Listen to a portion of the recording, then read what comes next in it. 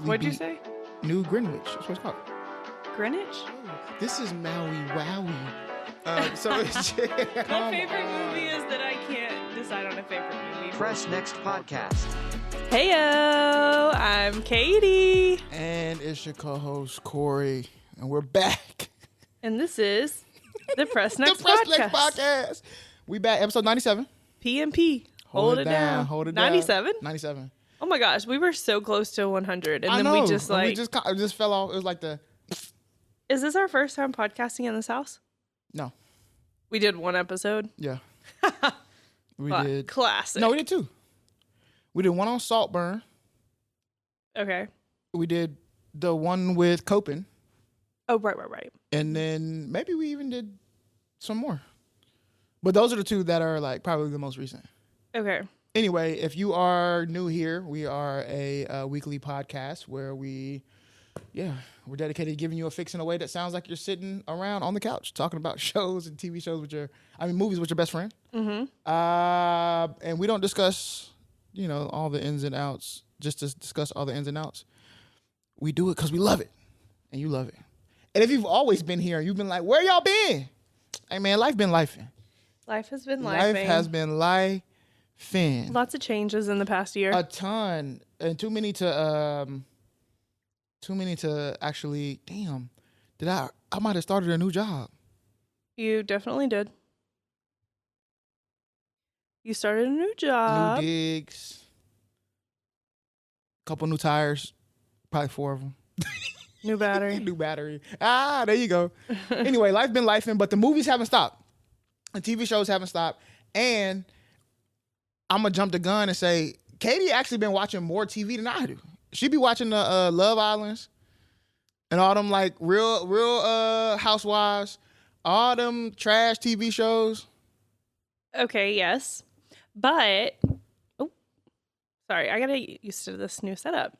But honestly, like, have I? Yes. I mean, I guess I have, but You that's walk around with your iPad. That's because Love Island was an everyday show. That's true. Like, it released daily. So That's crazy if you think about it. No, it is. And if I got behind, I'm too far behind to catch up, or I have to watch several to catch up. So that's why I've been watching a lot of TV lately. But it's all been reality TV. Okay. But I've watched a couple of things recently that I can remember. Nah, we'll get to that part. But anyway, if you've listened to us before, we're gonna have a similar kind of setup, but it'll look a little bit different because we'll do like theme days. Different weeks will bring you different types of episodes, basically. I don't know. Should we bring the game back? I'm thinking about putting a new segment there, but I like the quizzing you on movie stuff. But we'll see how that goes. Maybe like once a month. Okay. Or twice a month. Or seeing if you remember all the stuff that I did quiz you on. Yeah, you could probably quiz me on what you've already quizzed me on, and I wouldn't know. Yeah. But I do want to talk about like what's going on in the film industry, what is out now, what's coming soon, what we're watching, and then we'll get to our movie review. Because today we are reviewing the movie that we saw yesterday, which was It Ends With Us. It Ends With Us. Shout out to Colleen Hoover. Let me tell y'all. We have been talking about, I am an avid reader. I read a lot, which is part of the reason, before Love Island, I wasn't watching a lot of TV. And that was kind of the issue that we were having with trying to podcast is like, our lives were so busy, we just weren't watching TV like that. And so I'm an avid reader. I'm in 3 different book clubs, really just oversold myself. But an idea that we've always had is book club, movie club. And so what a perfect way to introduce break that. our hiatus 100% with book club, movie club. So I do want to say that I read It Ends With Us probably in like 2018.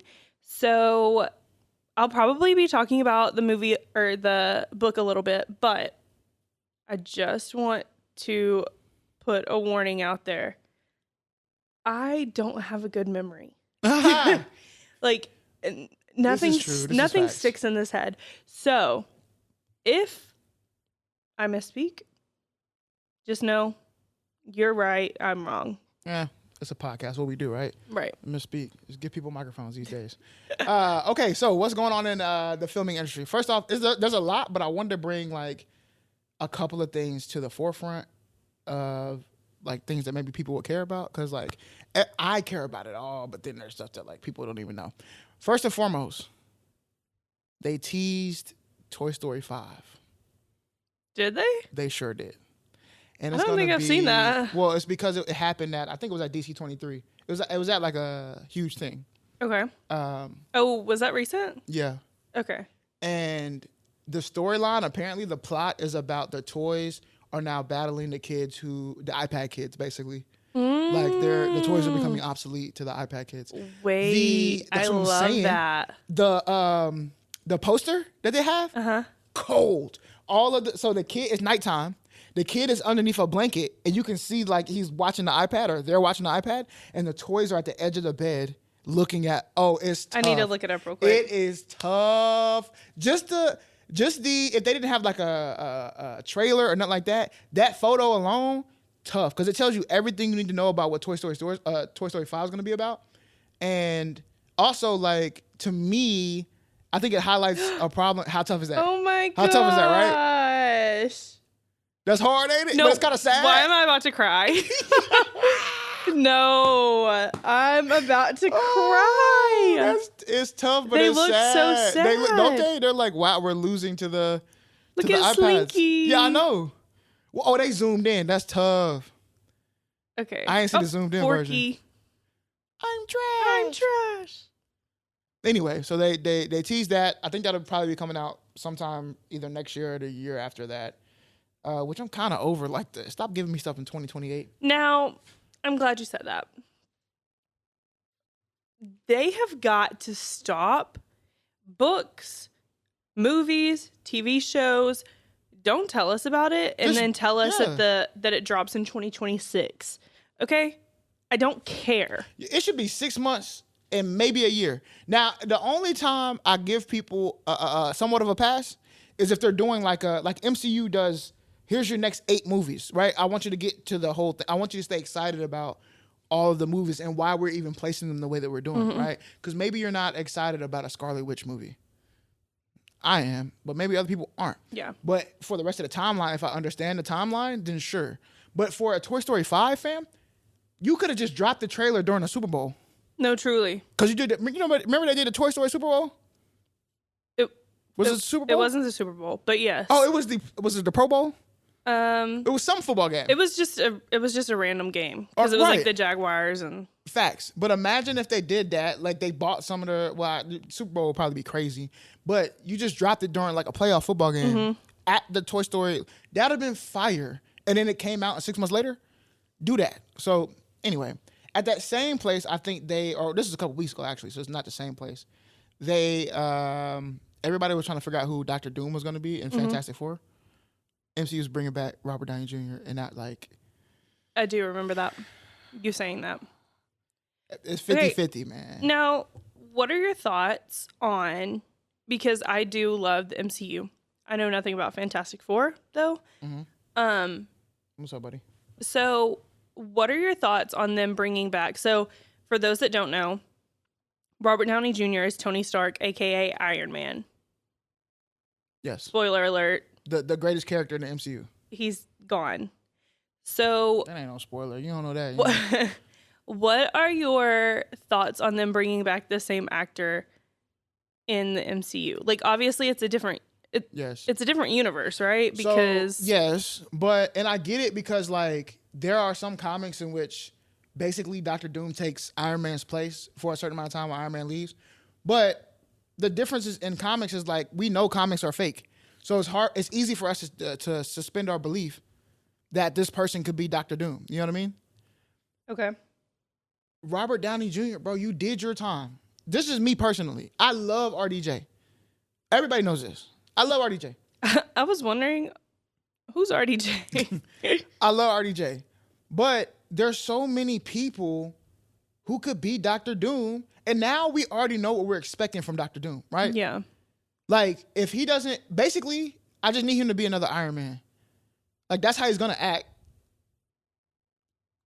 And if he doesn't act like another And does Iron Doctor Man, Doom act like that? no. Oh, okay. So I won't say no outright, but like he's still a different character, a very powerful character, a villain. So now he's like going into the villain. Yeah, interesting. exactly. Okay. But there's so many people who could have played Doctor Doom. I'd have been fine.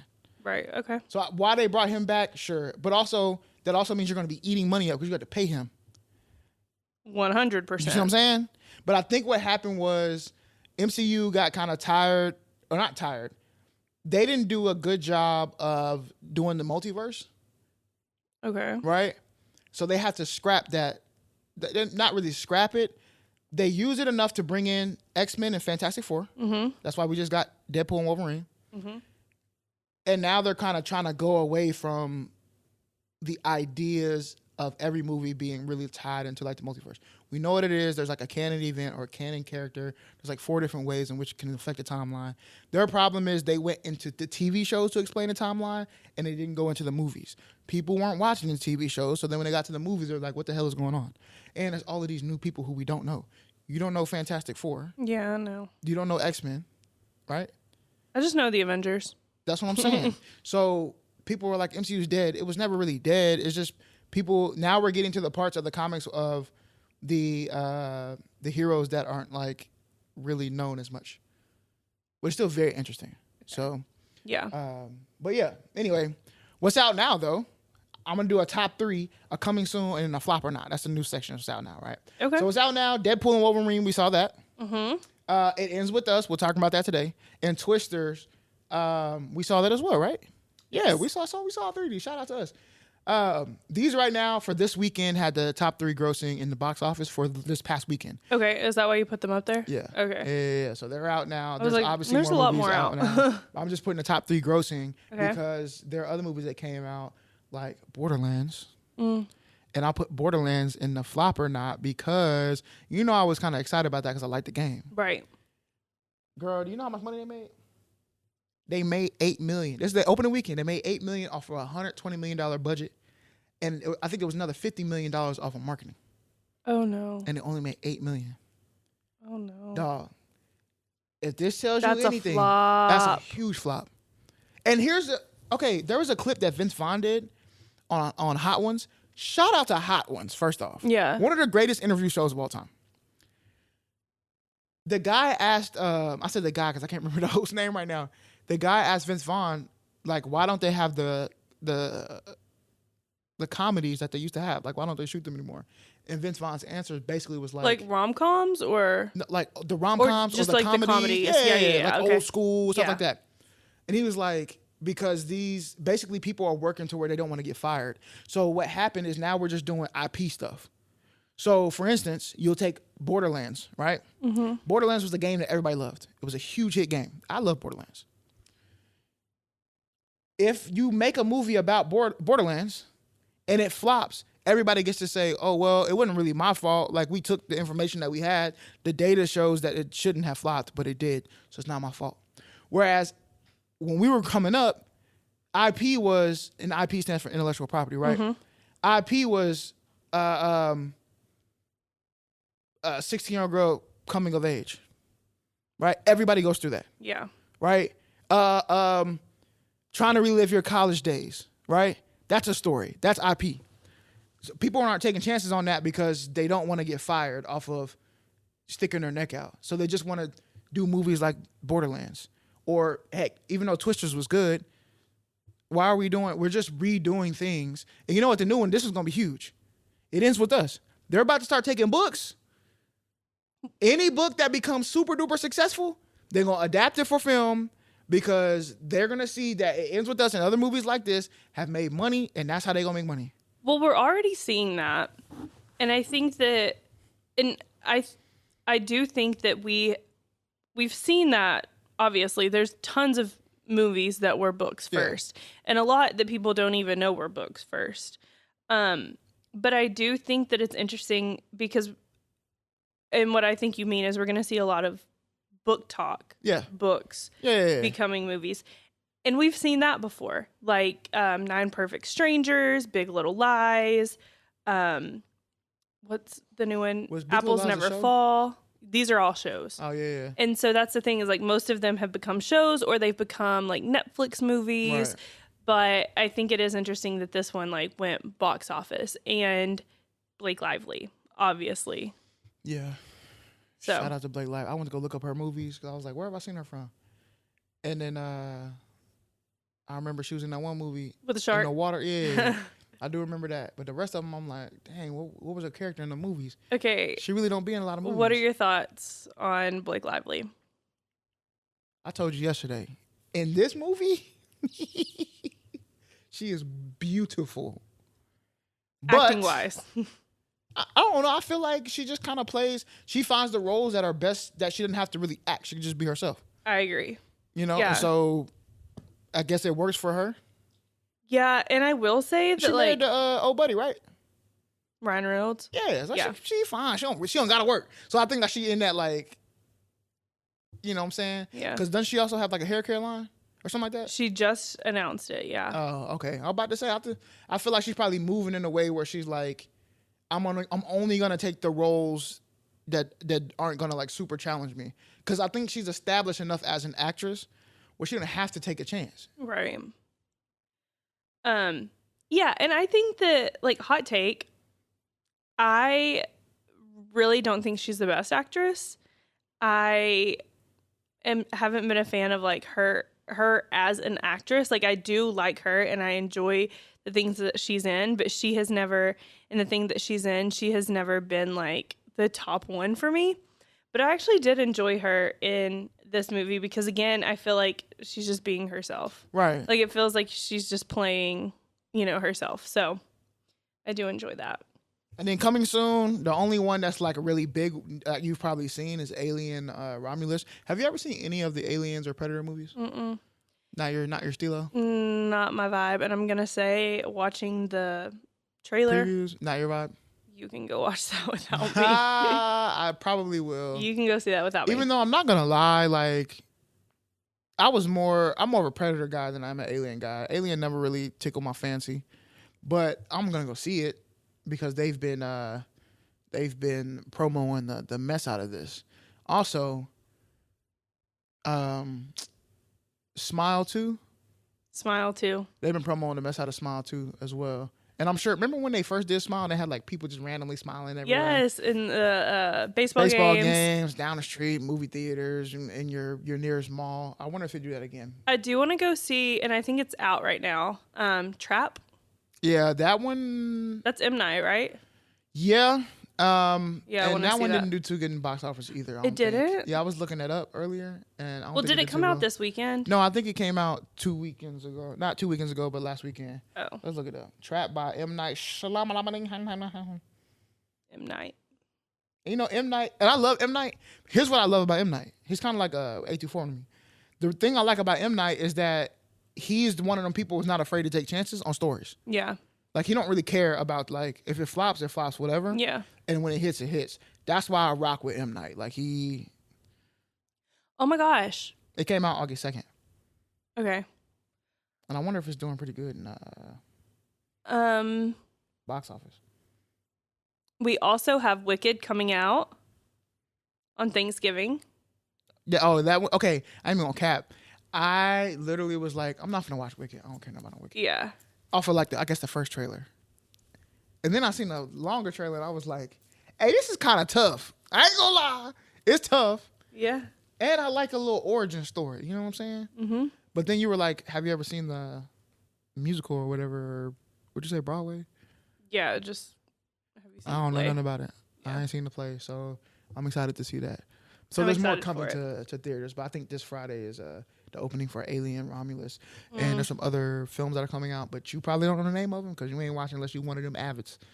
But anyway, what you been watching? What's on your screen? Ooh, so I really need to start writing these things down because again, I can't remember anything. Love Island, of course. I finally watched the DCC, the Dallas Cowboys cheerleaders, Mm-hmm. You on finished that? Netflix. Mm-hmm. Nah, I know you about to say what you need to say. Last week we watched Groundhog Day. That was my first time ever watching Groundhog Day. So I'm trying to watch these movies that are like favorites or they're referenced a lot in pop culture. And I've never seen them. So I've been trying to go through the list of those. So last week I watched Groundhog Day. This Saturday, Corey had to work all day, so I was at home alone. All day. And I was like, what should I watch? And I'm just scrolling through, and I'm on Max, and I see Mamma Mia, and I'm like, perfect. My friend Adele is obsessed with Mamma Mia. She's always talking about it. So I was like, I really need to watch it because a lot of people like it. I get it. I get why everyone's obsessed. She's obsessed. So then yesterday I watched Mamma Mia 2. Here we go again. She came in there and said, hey, can I rent Mamma Mia 2? Yeah. It's a movie. Rent it. The account is hooked up to his card, and I never want him to, which it's like $4. You probably you probably wouldn't even notice, but known. I would have like literally at the end of the month I checked my bank statement and I probably would have been like, damn, what did I order? And I would have chalked it up to like I rented something like Groundhog Day or something. You know what I'm saying? Like I would have chalked it up to that. I would have never known. I'm just nice like that. See? I appreciate it. See? Thanks very for thoughtful. You've very been demure. A thoughtful girl. You've been. I saw that the first time today. Very now mindful. That you said something about that. Very demure. I can't. I've been saying it. Dang, we did watch Groundhog Day. I guess really you did because I was in and out of sleeping. In and out of consciousness. Yeah, I feel like you were asleep. I was so tired today because it was after a moving, right? Yeah, I think you had worked that day too. Yeah, I was out of there. Like I was delirious.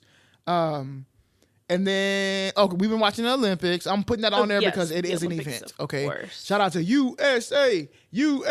I will say that's literally what I've been watching for the past 2 weeks. Facts, and I'm gonna say it because I'm gonna stand on business. I don't care what nobody say. I don't like Noah Lyles. Anyway, we watched Deadpool and Wolverine. We did. We went to the movie, saw that, and that was incredible. That was funny, very funny. But also, I saw everybody on TikTok that was like, if you're a Christian and you watch this movie, I had to leave in 18 minutes. People just be doing the most. Twisters, which shout out to Twisters. Because I thought it was going to be this corny, like, you know, they was going to bring in, you know how when they make a movie 20 years later, they basically play to your nostalgia. Mm-hmm. They're like, okay. Which they kind of did. Barely though. You know what I'm saying? Like it was tasteful. They did it very tastefully. Yeah. Like they didn't bring back older people. They brought back older things. Right. Right. Like the van. They just did everything so tasteful as far as it being nostalgic, and then they gave you a new story. Right. And that I thought was fire, and they cast it very well. I was gonna say Glenn Powell. Everybody was over there trying to get Glenn Powell's Twister. Glenn Powell. Glenn. That was really good. Twisters was really good. I enjoyed that one. I'll probably get that on physical media whenever it comes out. I'm about to get back on my physical media game. Okay. Yeah, I can't. You see looking around like where we gonna put it. That's crazy. Look at you. But just let it live, let it breathe. You know what I'm saying? Right. Damn, we wasn't even point 1 second before you was like, where we gonna put this? I'm gonna have to find some storage. So if somebody wants to sponsor, you know what I'm saying, DeWalt or something that I could put something in, I appreciate you. I think that's all that's been on my screen, maybe. The Olympics, Deadpool, Wolverine, Twisters. We've definitely been watching the Olympics. Yeah, and I've been watching like crazy, just like random movies. I try to watch a movie a day. I cannot wait till the end. Can you sit down, buddy? Yeah, lay down. Pepper. Come on, dog. My boy got right in my face and just started wagging his tail. Thank you. You've worked on a podcast before. You do it every Thursday. There you go. Start the show, my boy. Anyway. He's mad he's not in my lap. Facts. At the end of the day, at the end of the year, I'm going to do a Spotify rap, but with like my movies. So I've been tracking. You can't say that you try to watch a movie a day and then say, I've been watching more TV than you. I said, I try. You want to see my list? I'll bring up the list. That don't mean I do. I said, I'll be trying. No, I believe you. I'm just saying I don't watch that much. No, yeah, I'm going crazy with it. All right. As we always say, this is the time where we get into the actual review of what we watched. So if you haven't watched it and you don't want any spoilers, go ahead and hit that pause button and come back after you watch the film. If you don't care, just stay along for the ride. If you've watched it and you want to chat with us, you're driving your car, whatever you're doing, this is the time. So I'm going to let Katie read the plot, and then we're going to jump into the review. Again, The movie is It Ends With Us. And matter of fact, Ooh. I'm going to read this part. It Ends With Us is a 2024 American romantic drama film directed by Justin Baldoni. Is that how you say his name? Yes. From a screenplay by Christy Hall, based on the 2016 novel of the same name by Colleen Hoover. Shout out to Colleen Hoover. East Texas, we see you, girl. The film stars Blake Lively, Justin Baldoni, Brandon Sklenar, Jenny Slate, and Hassan.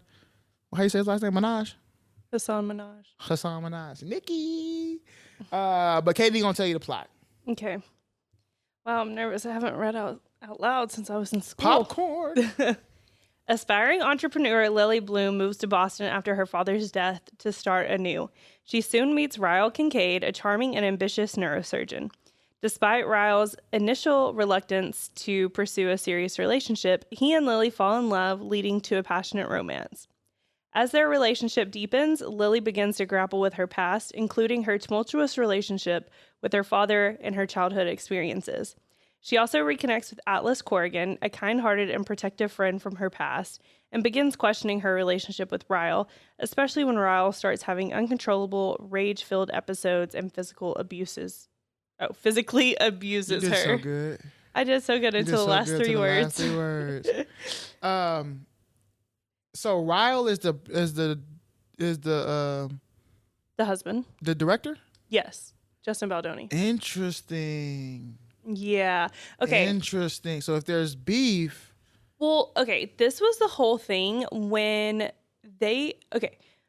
there's been drama with this film since they first announced that it was becoming a film. Well, really since they announced the casting, because one, there's so many people that could play Lily Bloom. For one, I think, and I'm just speaking on behalf of myself, but I think that the absolute perfect casting would have been Sadie Sink. Who? You know, Max from Stranger Things. Oh, snaps. Hold on. Because How you say her name? Sadie Sink. How you spell it? SADIE. And then Sink like SINK. that. Yeah, I think. Oh, is she redhead in the book? Yes. So that's what I was going to say. Lily Bloom is a redhead.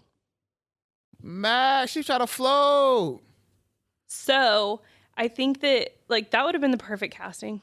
But there has been this lore with Colleen. Like we all know, Colleen really loves Blake Lively. And that was her, I think her biggest life's goal was to have Blake Lively as. She kind of mused her into the. Yes. Yeah.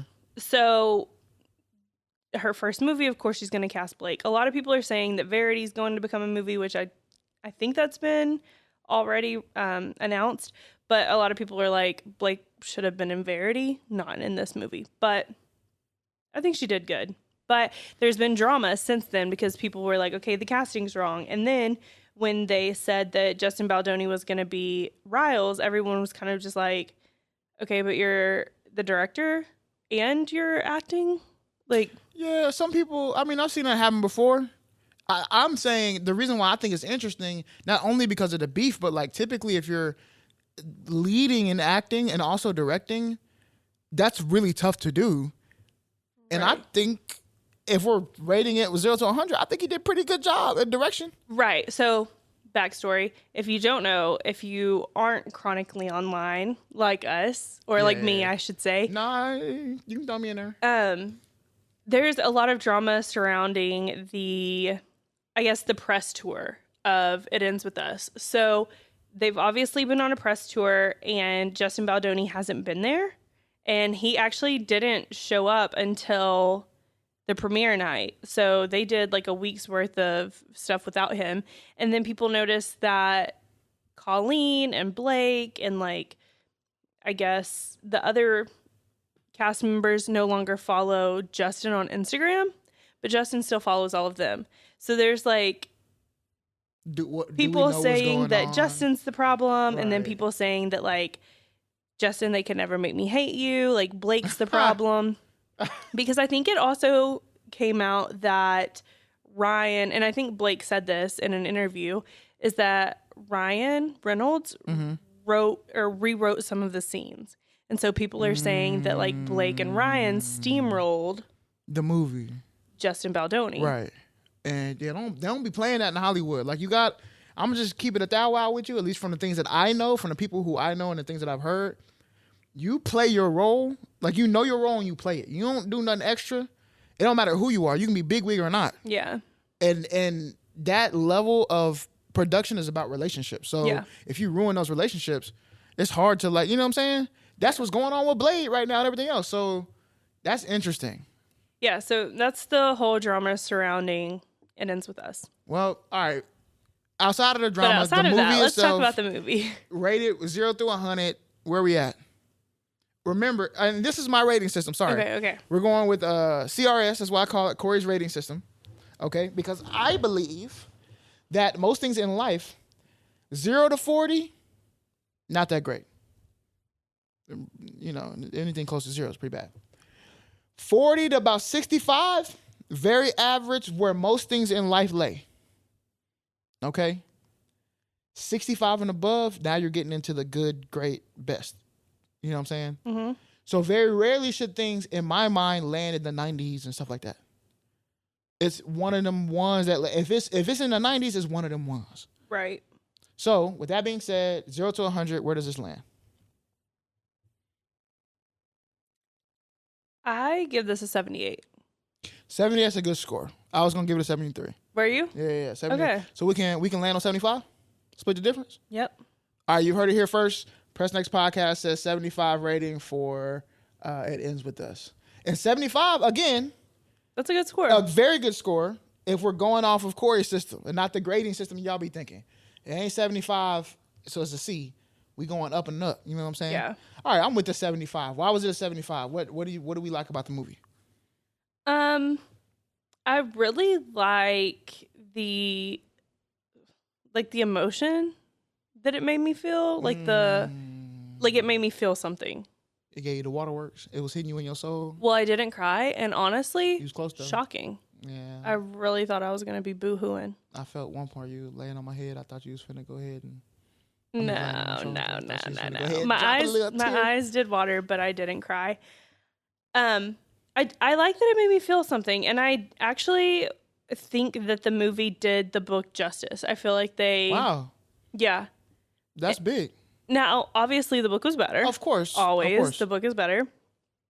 But I do think that they did it justice, and I think that they hit all of the major parts. I do wish, or we can get into that later, what I wish would have been different. I think they did it justice, and I really like I like that they portrayed Lily's life in flashbacks, and we didn't spend like too much time on one thing. Yeah, I think they did the flashbacks pretty tastefully. Though, who was a flashback person? Was that also her, or did it just younger her up? Yeah, it was young her. Yeah, I mean, like, what do you mean? Because you know how sometimes they be using AI. Oh no! There was a person. Okay, they did good though. Good casting Jenny, with that. I was about to say, because if they younged her up, I was about to say that I did not like. But now that I know she was a different person, I'm okay with it. Good cast. I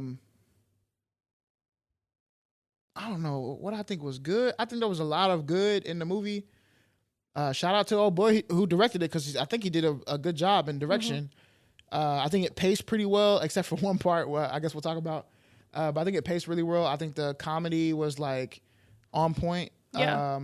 I think they did a really good job of understanding chemistry, right? Like the chemistry for all of the people, whether it be the sister, whether it be Hassan, Ryle. Hassan was Marshall. Yeah. Well, all of them, they had good chemistry amongst each other. So I think they did a good job there, because it made us believe. It gave more believability to the characters that we didn't need to have to build their character for us to believe who they were, if that makes sense. So I enjoyed that. I also think this is weird. Whoever designed the flower shop, fire. That flower shop was fire. Fire, and whoever was giving Blake her fits, because Blake had that shit on. All movies she had that shit on. I'm sorry, fam. Wait. This is really funny. This is really funny. Nah, I thought it was corny. No, because that was another part of the drama, is that they were shooting in like Boston or whatever. So obviously people were seeing them on the street and would Right. snap pictures and videos. And that was a whole thing before the film came out, was like, what the hell is she wearing? She had that shit on. I don't give a fuck what y'all say. You have to understand her character, right? We're talking about a person. Because at first, I'm like, she's kind of this hippie in Boston, right? Yeah, Right, yeah. which is not uncommon. If you've been in Boston, sorry, talking about Boston folks, y'all are just hippie. Y'all Austin hippies in a different location. That's how I feel about Boston folks. Yeah. They're very hippie-ish. They got hippie blood. Okay. Okay? Yeah. So then you take into account, she moved from, I guess, Maine or whatever. She goes down to Boston. She's a person who is very eclectic with her taste. Do you see her flower shop? Yeah. She not finna be wearing no regular clothes, fam. Yeah. She got that shit on. I agree. Hey, shout out to the wardrobe, because they played their part, and whoever designed that flower shop played their part. That's just so interesting that you said that, because that was such a... I enjoyed that. I enjoyed a comment one time they talked about beautiful people are in Boston. You know what I'm saying? That was funny. Because at one time I've been to Boston. What did I say? We don't have to say that. She said, I don't want to offend nobody in Boston. But what do we think could have been different? I'll tell you what I think what could have been different. Okay, you go first. That rooftop scene at the beginning. Yeah. Why was it 20 minutes longer dialogue? This is the first scene of the movie. Basically the second scene of the movie. Right? The first scene, we get her going to her dad's funeral. Mm-hmm. Then the second scene, she's on the rooftop. They come up there and start talking. Mm-hmm. It was a dialogue. Oh my God, that felt like it was 20 minutes. And in my head, the whole time I was thinking, they gonna spend half the movie on this rooftop talking. And you know what's funny about that? Is, again, I saw an interview with the screenwriter, and they were asking her, like, this rooftop scene, how did you... And I should have looked this up, because I think that there was a part where, like, Ryan Reynolds had something to do with the rooftop scene. But anyway, she was like, you have so many pages in the book describing this scene that really sets the mood for the entire book. Or the entire... So you almost have to have it like that. You almost have to, but she was like, it was so hard to get it down to what they got it to. I mean, it's not necessarily something that I think could have been done different. I think maybe they could have trimmed some fat a little bit more. Yeah. But I still enjoyed the scene because there was so much push-pull. Yeah. Right? It was so much like, oh, I want her to say something. Oh, I don't want him to say that. Oh, I want him to do that. Oh, they about to kiss. Oh, they didn't kiss. Then his phone ring. So it's like, there's a lot of push-pull. Yeah. I get it. It was a bunch of tension. But also, at like minute 20, I was like, hey, yo, we got to get off the roof. Somebody call this man into surgery, fam, because what's going on? What else do I wish would have changed? I really think they did a pretty good job on pretty much everything. There was no like corny moment. Well, maybe there was a couple corny moments. Yeah. But I think they casted very well. That I would have just changed. Like that would have helped the pacing for me a little bit. I think some of the little flashbacks or whatever when she was going through her traumatics could have been maybe a little bit more traumatic. Yeah. And I will say that, like, when I read a book and then I watch the TV show or the movie, it is really, really hard for me to separate the two. So I'm, like, overly critical. Right. And sometimes I wish that I could see the movie from just like a regular, like I did. Yeah, just a regular perspective. Like, how do you think this is? Because in my mind, I know so much of the story that was left out. But like, so for instance, I do wish they would have spent a little bit more time on the relationship with Atlas. Like, I wish we would have gotten a little bit more in depth about that, because,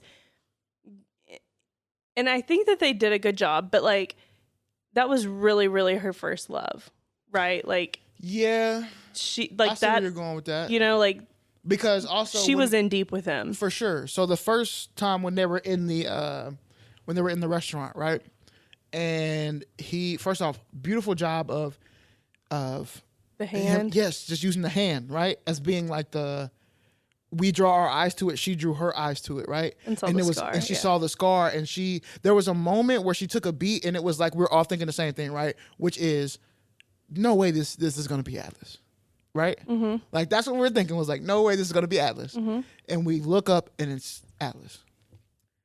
So I think if they would have spent more time on her relationship with Atlas, his outburst of him assuming that she was getting beat on would have made a little bit more sense. Y'all haven't seen each other in years, fam. Yeah. I don't know in real life if I'm finna, like, even with my first love or whatever, exactly, if I'm gonna turn up on, you know what I mean? Exactly. I'm not that. I need to know how much, at least in that moment, I have been wrecked by your love as to why I jumped that far. And in the book, you learn, or you understand that when her dad attacked him, that was the last time that they saw each other. So, like, they were this and we didn't get that till teenage later. couple, very deeply in love. And then her dad finds them, and that's the last time that she ever saw him. Now, in the and book, so, like, it's just that yearning that, like, unended. It was just abruptly taken. Right. So she never, ever got over it. Right. Yeah. There was no closure, so to speak. Her love just got ripped from her, basically. Right. And now it's back. And one could argue she went to Boston to look for him. Now, man, let's get to the meat, man. Let's get to the meat real quick, because I got critiques. Okay. Oh, well, one thing, and to all my people who have read the book, you'll find this funny.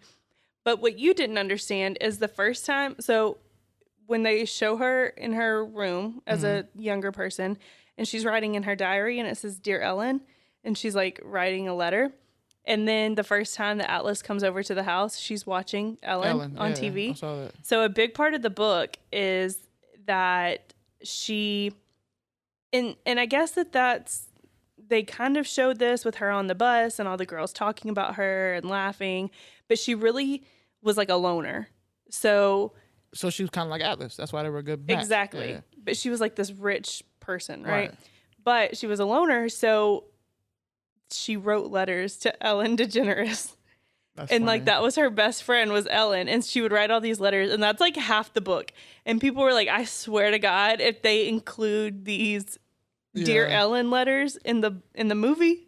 What was in the book that she gave Ryle whenever Ryle said I love you? I don't know. I thought that was like a book thing that like probably had meant more in the book than it did in the movie. Yeah, no, I don't. If it did, I don't remember. I thought that was weird. I was like, was that just a way to say I love you too? I don't know. I think it was. But that was corny because he came back and like dropped the book. No, that was so corny. Corny. That part was, yeah. Okay. So, I mean, but it was like, it's corny, but it's like also what you want in the romance. This man, Perry, come here. Let me tell y'all something real quick for everybody who can see on this camera. This moose right here, which he got from the vet, I don't understand. He loves this thing. Yeah, and he ruined it. He ruined it already. Perry, come here. Here. My bad, bro. I didn't mean to take your moose, but it's done, bro. You getting the cotton all out of it. Anyway, let me get to the meat. I saw a TikTok of their official TikTok page of how they were like kind of, like promoting and marketing the movie. And they're like, oh, it's fun. It's sweet. There's hot guys. Like, that's how they're. But also I'm like, yo, the movie is about. Yeah. The movie is about domestic violence. Domestic violence, yeah. What do you mean? And I think that they did that tastefully because it wasn't overly, like, you felt for her and you knew exactly what she was going through, but it wasn't so much of like, oh, this is like the saddest thing I've ever watched, Sure. I will tell you something though. I was finna get up though at one part. When? What? I can't do it at a young age. Maybe I could have watched it and not feel away. I was getting mad. What? On the couch. When she kept saying no. When he was holding her down? Yes. I was getting mad in real life. Really? Yes. That shit was pissing me off. So I was like just praying they didn't do what I thought they was finna be doing. Yeah, go all the way, yeah. Did that happen in the book or did he just bite her in the book? You ain't got to say it like out loud. Just I don't remember. Oh, you don't remember? Y'all let us know what happened in the book. That was 6 years ago. In the movie, he bit the heart or whatever. He did do that. Which wow, boy. But anyway, so the movie itself about domestic violence, and which for sure. Go ahead. Sorry, I know you don't know this because you didn't read the book, but Colleen Hoover's mom experienced domestic violence, and so this book isn't based on her mom, but it's like inspired by okay, her mom. Yeah, Colleen Hoover. If you ever watch this, I mean nothing by the words I'm going to say beyond this, and honestly, with the work that I have done in my previous years with victims of domestic violence, I truly do mean the things I'm going to say going forward. Okay. I'm nervous. No. She's like, oh my God, the first episode back, we're getting canceled. No. It's hard to make a movie where you're displaying domestic violence. Yeah. And I do agree with you. I think they did so tastefully, right? What I was going to talk about, and I think it's a good thing to talk about, but some people feel a certain way. The question people going to say is, what? Why wouldn't she just leave? Right? Like I feel like that's what people be saying in those situations. Of course. Why don't you just leave? Like it just be that easy to do. Yeah. But this is why I enjoy what they did. They show so much of connection, right? When you're going through certain situations, you may be so connected to a person, it's hard for you to see outside of that. And also, you know the things that you're going to lose if you do disconnect from that person. So it's never just as easy to just get up and walk out. Right. Also, I enjoy that this title, it ends with us, because when it comes to domestic violence in general, it typically cycles generation to generation, right? So those who grew up seeing abuse or seeing their mother get abused, they are more likely to accept abuse. It, yeah. And for those who are growing up seeing somebody else being the abuser, they're more likely to become an abuser when they get older. So, of course, the end of that was like, hey, this ends with us, right? Like it's just me and you. I'm ending it now. Like it happened, but I'm not finna let you go through what I like went through. I'm not gonna necessarily turn into my mother, and I don't think she said that in like, in a bad way, right? And then she asked her mom, and I think her mom gave also a very real answer, which was just like, it was easier to stay. Yeah, it was too hard. I didn't have the choices you have right now. Or at least she felt like she didn't have those choices that she had right now. So I think they did it pretty tastefully because they didn't really show too much of like the beatings and those certain things, even though you can kind of piece it together. Exactly. Like why would she never, and he could get away with this because he was like a doctor, right? He's a neurosurgeon. She cut her head. Why she not going to the hospital? She fell down the stairs. She got a concussion. Why she not going to the hospital? Because he's a brain surgeon. Come on, son. Now, let me ask you, did you know what ends with us? Did you know what the title meant until that part? Like, did you understand? It clicked for me about when he pushed her down the stairs. And I knew there's a couple of things that I knew instantly. Okay, tell me. When they said we have an older sibling, or we had a sibling, another brother, but he wasn't there, my immediate thought was, oh, he's the one who shot the brother. You knew that he shot him? Oh, 100%. That was a layup, right? Because on the rooftop, they're doing their little naked truths. And he's talking about a situation. And what does she say? She says something like, oh, man, I wonder what that does. That would probably wreck, or I wonder what that does to the other kid. And he was very emotional when he said it wrecks his life every single day. He was very emotional about that. Yeah. Why would he be that emotional about that? Yeah. He wouldn't, bro. He sees death all the time. He's a neurosurgeon. That's a good point. He sees death all the time. So when you get to the bar later on and they talk about a thing and she said, oh, I've never heard about his brother. You want to know why? Because how is he supposed to tell you that the story he was talking about earlier was about him? Duh. And then when she fell down the stairs, and we can kind of see the little blur, I said, and it was not him falling on the stairs. It was the way he was treating her when she woke up. That's when I was like... The gaslighting? It was the gaslighting, right? Yeah. Very obvious gaslighting. The not letting her get up. Why wouldn't you... if she fell down the stairs, you're a doctor, fam. If anybody, you would be saying, we need to go get you checked out. Yeah. Like, I know I'm a doctor. What I would be saying is that you need to go get x-rays and other things because you could have something more serious. Yeah. Internal bleeding or whatever. So you're a neurosurgeon. Her brain could have been bleeding. Yeah. So you want to keep it all in house. That's when I was like, oh, he tagging her. You're guilty. He tagging her, even though I already knew he had the things. Because here's the other biggest red flag. Okay, tell me. Anyone but him. And she should have left right then. He should have left right then, but she should have also left right then. She should have bare her soul about Atlas, and she should have been done. When she seen them fighting, she should have been done. When Explain. he said okay, this is the fellas. Okay, ladies, listen up. I guess ladies if you like men. Or men if you like men. This man walked out of that restaurant and said, anyone but him. You can do whatever you want to. You could be with whoever you want to. Anyone but him. Why? Because I know who he is to you. Right? I knew he took your virginity, which that's power to men. Right? He was your first love. He took something that I could never have. So in our head, he will always be something special to you. No, it don't matter what I do. In our little delusional heads, and maybe it's delusional, maybe we're not. I will never, ever, ever be able to do what he did to you. I can't have that. So that part of you, he owns. And I don't like that. Right? The fact that he's willing to let you do whatever with anybody else, but just not him, that's straight ego. Yeah. That's all ego. Ego, for sure. So in that moment, and granted, stuff is very heightened, but in that moment, I think she should have realized this is dangerous. Anybody but him is crazy. Or you shouldn't be doing nothing with nobody. Right. But you saying out loud, anybody but him? That's crazy. That's why. That's not love. That ain't what? Just imagine, put yourself in his shoes. Imagine saying some shit like that to me. I do love hearing this from your perspective, just from like a casual viewer. Oh yeah, I ain't read the book. Right. I ain't read the book. I love this. I love so this. So in that moment, I was like, oh, that man really do be, he not the one. Yeah. He need to, and even the shout out to, did he propose to her in the hospital like that too, in the book? I don't remember. If he did, Colleen, I don't remember. Colleen, you did your research. Why? Because she can't say no? Yes.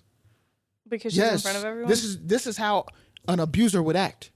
This is how a narcissist would act. Okay, she did her research. I just told you. No, I'm just saying, but that don't mean that, right, that's what her mama was going through. Right. Okay. But we're talking about the motivations, right? Yeah. That's the motivation. I see this, da-da-da-da. I'm going to take this moment. It's all about control. Also, weird. And why was the sister and Alyssa and Marshall, not like, hey, yeah, what are we you just doing? had our baby? Like, yeah, you know how people be. That would have been on TikTok the next day. No, true. Put a finger down if you just had your baby and you let your brother hold their baby and your brother used your baby to propose to his then girlfriend. That'll win 2 million views on TikTok. Story time, 17 parts. Wild. So that there was just so many red flags, and that's what I want people to get out of this film. Is like, I ain't gonna never be on the hate all men train, but I understand why people may be on it. So I don't like.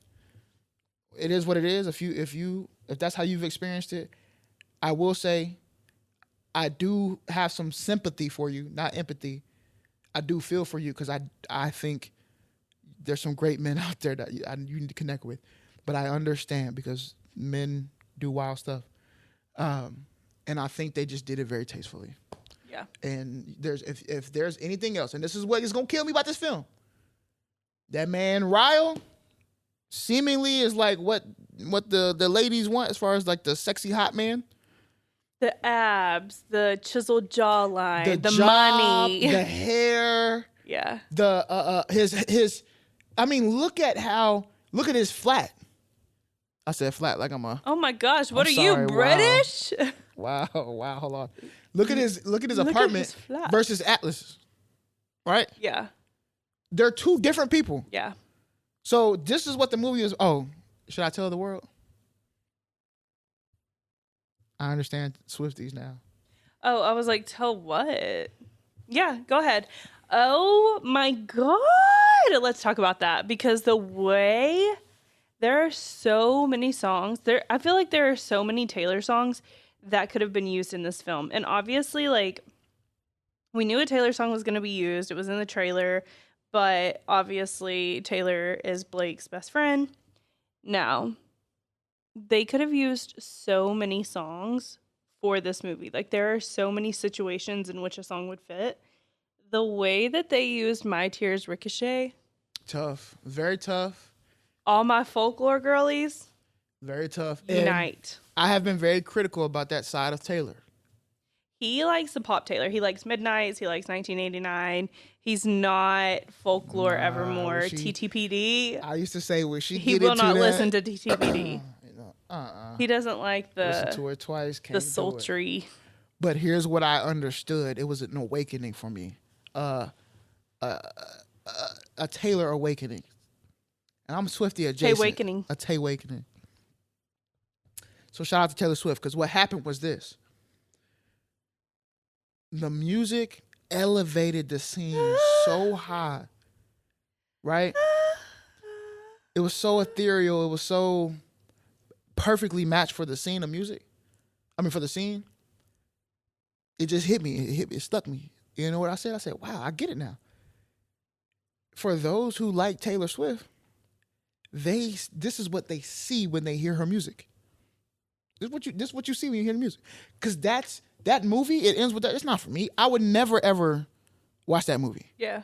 Because to me, I think that movie is, the audience for that movie is women. Yeah. I mean, it plays for women's motivation, everything. Because so many women see themselves in that movie. As Lily. Atlas represents so much. Ryo represents so much. Lily represents so much. Yeah. The flowers represent so much. So to be in that part of the movie, to hear that song and it connects so well with that scene, I was like, dang, I get it now. I'm not going to hate no Swiftie for saying, oh, this is amazing, yada, yada, yada. Because I get it. You see it. Because there's things that I see when I listen to other artists that I like that people maybe don't understand. I just really honed in on the fact that, like, I finally got to see it. I don't see it when I hear it, but I saw it when I saw it and heard it. So shout out to Taylor Swift for knowing her audience. My Tears Ricochet is such like a powerful song. And I feel like we've talked about this before and we've debated this and I'm like, folklore is so good. And you've always been like, what about it? And then I break down the song and I'm like, do you not hear that? No, because I've never been a sad, emotional woman. And I mean that lovingly. You see what I'm saying? Yeah, I mean, I'm a sad, emotional woman. I've never been in that spot where I've never been Lily. Yeah. Where I was like, my true love got ripped away from me, but now I'm also in love with this other person, and they're both gonna fight for me because I'm a woman. Yeah. And you know what I'm saying? I've never been there. Yeah. I'm sure you and a lot of other ladies have been there. So I'm just not the audience. So it's almost like I don't have, I can listen to her concert from in the parking lot. Yeah. I don't have access to get in the gate. You know what I'm saying? Yeah. So that's not a knock on her. That's Taylor knowing her audience. It's not her job to come to me. I need the access to get to her. Yeah. So I've just never lived that. So for me to go listen to folklore, I'm not seeing it the way that y'all see it. Man. And that's almost where I started crying is the and I can go anywhere I want. Anywhere I want, just not home. Ugh. And me listening to that, I'm like, that dog, you know what I'm saying? But it's not going. But when it was in that movie, yeah, and it matched Lily perfectly, yeah, I was like, dang, it was like she wrote this song for her. You know what I'm saying? Yeah. So I get it now because people feel like Lily and they think they are. So shout out to all the Swifties. Shout out to Tay. Shout out to my boy Kelsey. You know what it is. Kelsey family. Hey, go Birds though. I'm sorry. You know what kind of house this is. I'm sorry. All right. We're getting off. We are getting off. Let me ask you a question. Does it need a sequel? Now, I'm glad you brought this up because she did write a sequel book called It Starts With Us. Yes. Look to your left. It's on the bookshelf over there. The blue one. Kepnes? No. What do you see? It's in the blue to the left. On what level? On the same level as Oh, I see it. It Starts With Us. All You're Perfect? Is that another one? Yes, that's another one. Shout out to Colleen. I have man. like 4 Colleen books right there in a row. One of my favorite artists emailed me today. All Your Perfects. It Starts With Us. I'm gonna be a reader too. Who? Lou Burney. Why did he email you?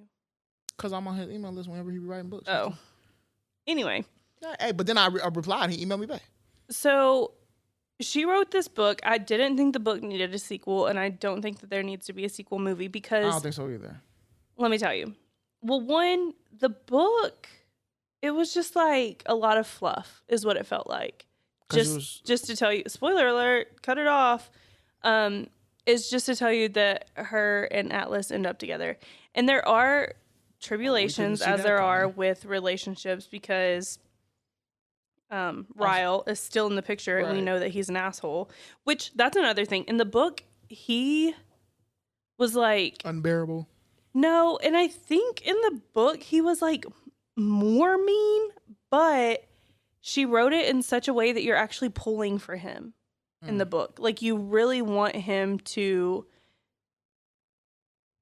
like be the guy for her. You really want him to like. I don't know. I kind of felt that way in the movie. Like I kind of until they did the full wraparound, you almost still felt like he could do better. He could be different. Like he could be different.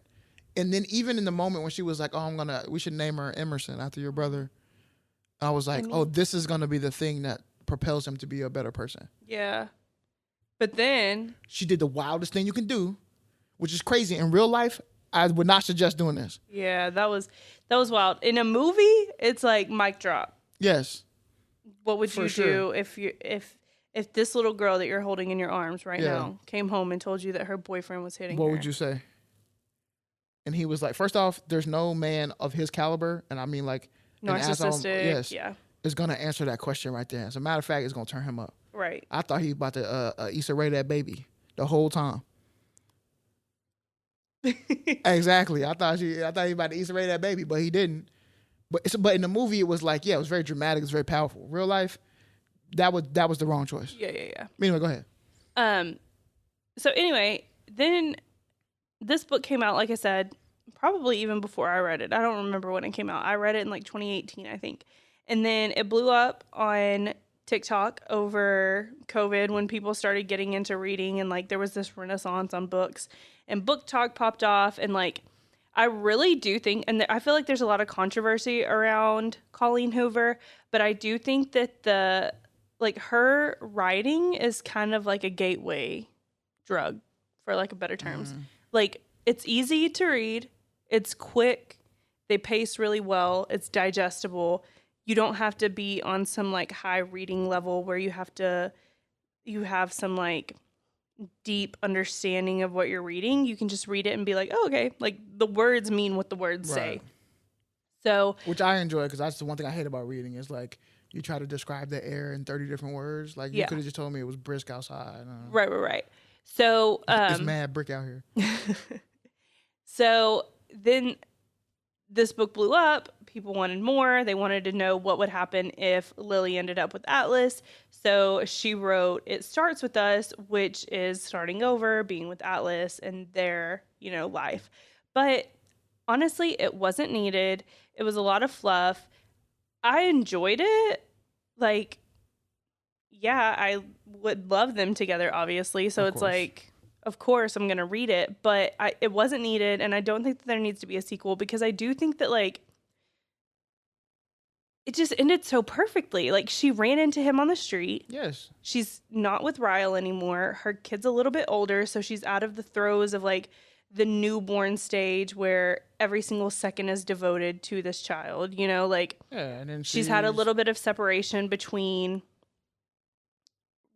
her relationship with Ryle. She's found a balance. Right, becoming a mother and things like that. So I think that was just like the perfect wrap up of being like, oh my God, she ran into him. They're going to be together. Like, this is perfect. And so I just don't think that it needs that much. And also, like, now that I'm looking at the book over there, it looks long, but I don't remember it being that long. So I don't know what a second movie would be about. But I did see that they asked Justin Baldoni if there was a second one, would he? And he said that he wanted Blake Lively to do or something like that. That's something I read. Like, Yeah, he was like, I think that Blake is like more than willing to take it over. So that's another thing. People are like, what?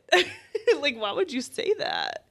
Like, this is your baby. So that's why people are saying that, like, Blake Lively and Ryan Reynolds kind of steamrolled the whole operation. But no one knows.